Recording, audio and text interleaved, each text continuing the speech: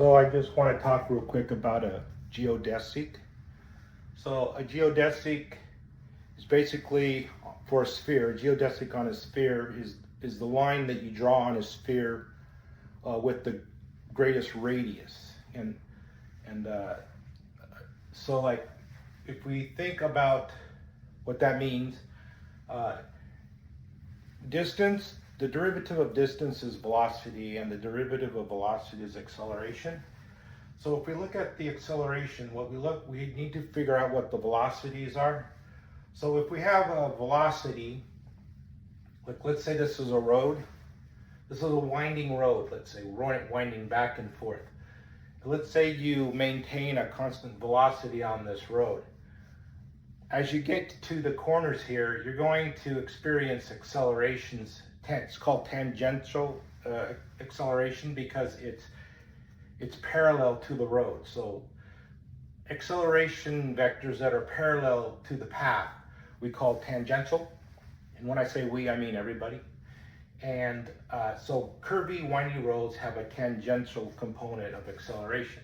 A straight line, straight road, let's say, if you're driving down a road, you make no turns back and forth, then that has zero tangential acceleration. So it's just a constant velocity with no tangential acceleration.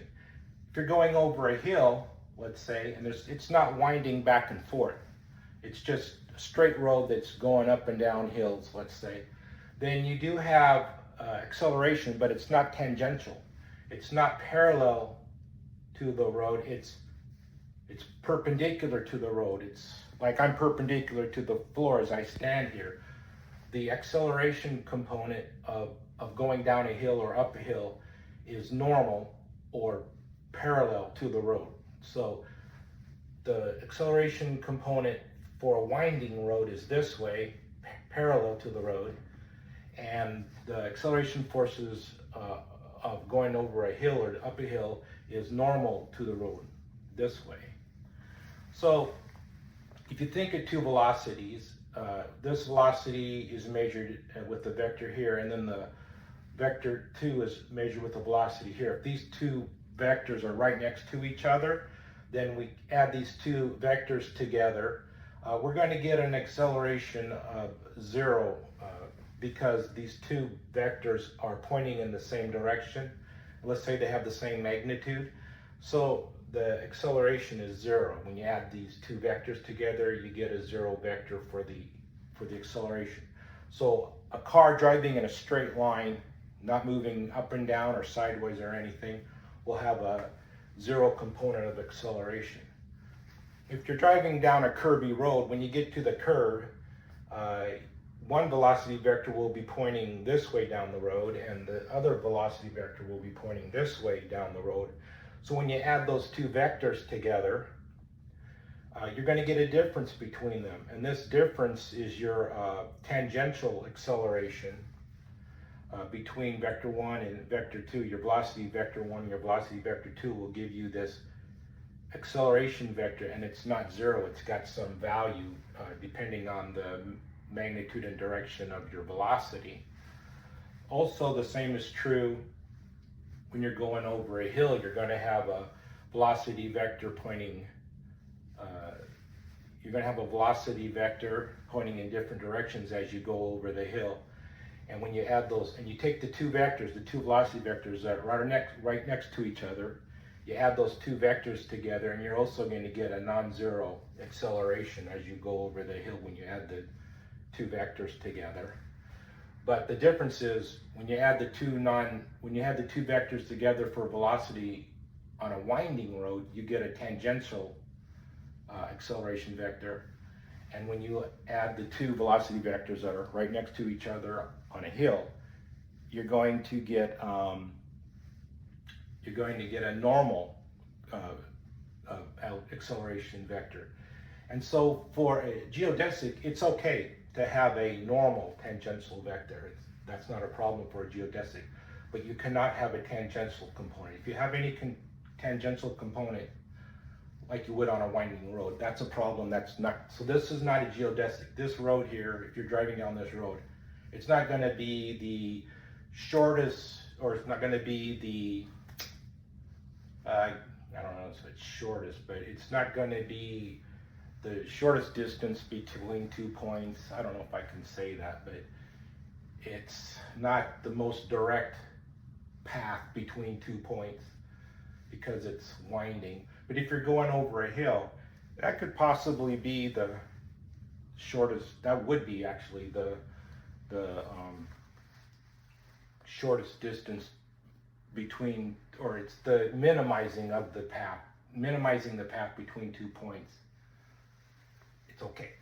So on a globe, if you look at the longitudinal lines on a globe, the longest line that you can draw on a sphere, or on a globe or a sphere, is going to be the geodesic, and that will have the largest radius. So if you go to the center of the sphere and draw a line, the longest line you can draw out to the surface of the sphere, that will be a circle that is the geodesic of this sphere.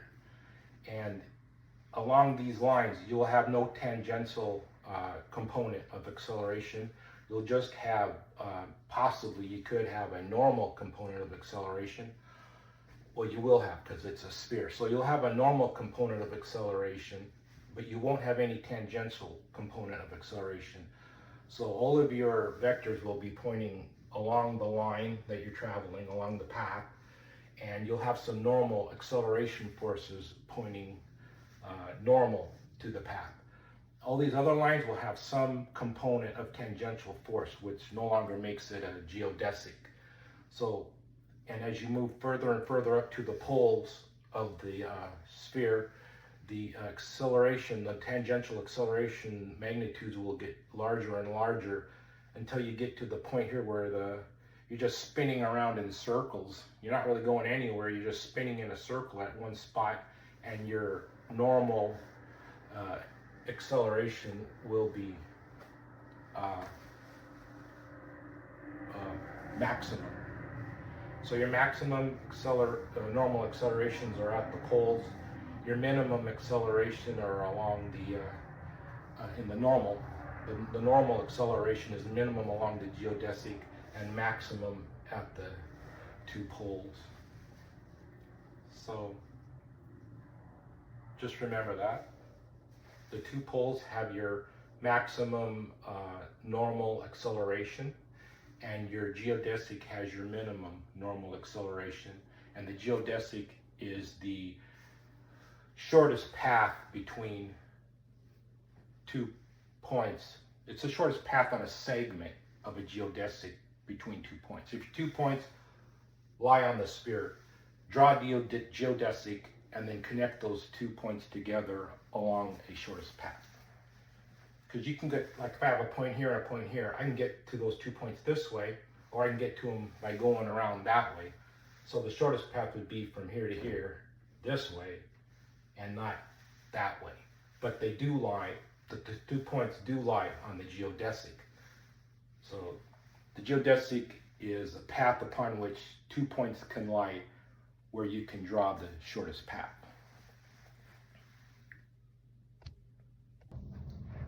So this is, I want to try to explain what I think happens, how between an electron and a photon.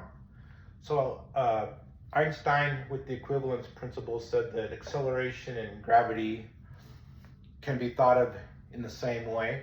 So just like an elevator would accelerate upward, would push you downward, gravity pushes us downward. So you can think of the Earth as accelerating upward and pushing us downward. So you can either think about this force as a force pushing us downward with the force of gravity, acceleration, gravitational acceleration downward, or you can think of it as an acceleration where the Earth is pushing up on us.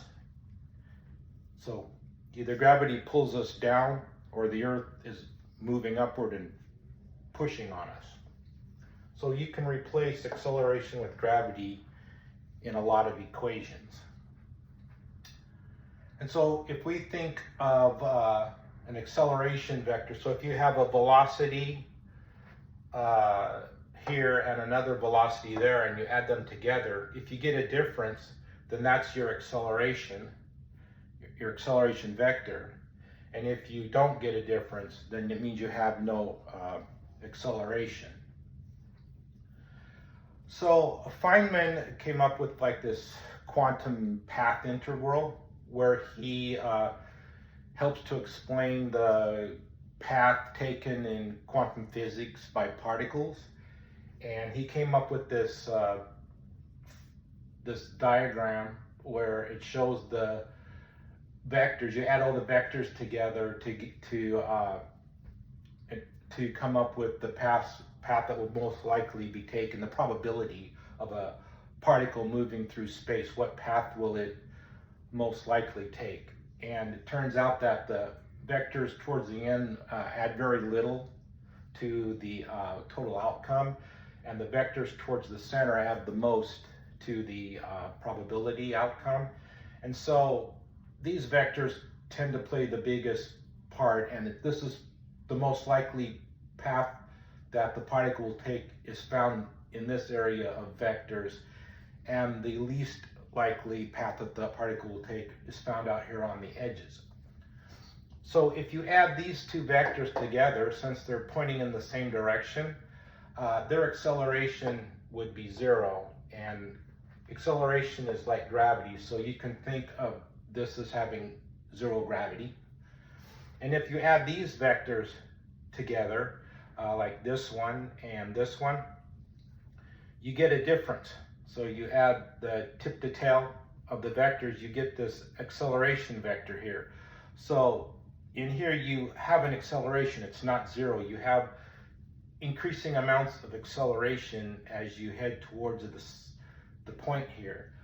And so, and since you can replace acceleration with gravity, these particles have gravity.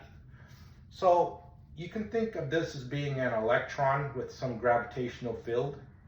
And you can think of this as an electron with a gravitational field. And in the middle here, with no gravitational field, you can think of that as a photon. So if you take this and move it from a two-dimensional surface to a spherical surface, and you take this circular part, put it on the top, take this part, put it on the bottom, and then take this part and wrap it around the sphere, then in the center would be the path of a photon right here in the center. It's right here. You would find this part located towards the center of the sphere. This part would be towards the top, and this part would be towards the bottom. So what this is saying, and so a photon has no gravitational field, and these electrons would have a gravitational field, and we can just differentiate these two possibilities as this one being spin up and this one being spin down. So we got a spin up particle and a spin down particle, an electron. Then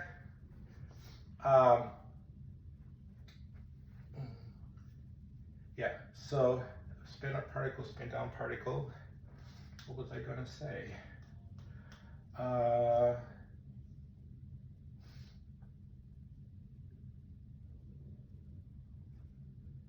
Guess that's it. And you can also replace these electrons with positrons. Put a little plus sign here for antimatter. And the same is true. You still have the same photon. Photons don't have an antiparticle. Photons are photons. There's no antiparticle, but electrons have an antiparticle of a proton. So it's all the same. Same all holds true for a positron. So to relate this back to the universe, let's say there's a galaxy with a black hole at the center, and you have this electron way out beyond the galaxy. So we have an electron spin up or spin down, and it has a gravitational field. And as it falls in under the influence of the gravity of the black hole, or the mass of the galaxy and the black hole, it falls in, starts out with the velocity of 0, let's say, and it has a maximum gravitational field. As it falls in, it moves faster and faster. Its gravitational field of the electron becomes less and less, and continues, and it's basically changing from being an electron to being a photon. Then when it gets to the event horizon of the black hole, or somewhere in that vicinity, it's completely transitioned into a photon. So out here, space in the direction of its travel has become time from an outside observer. So the outside observer's space has become the time dimension of the electron. So it's photon, it's two-dimensional, because that one direction of space has become time. So now it's a two-dimensional transverse wave. It's at the event horizon of the black hole, has no gravitational field.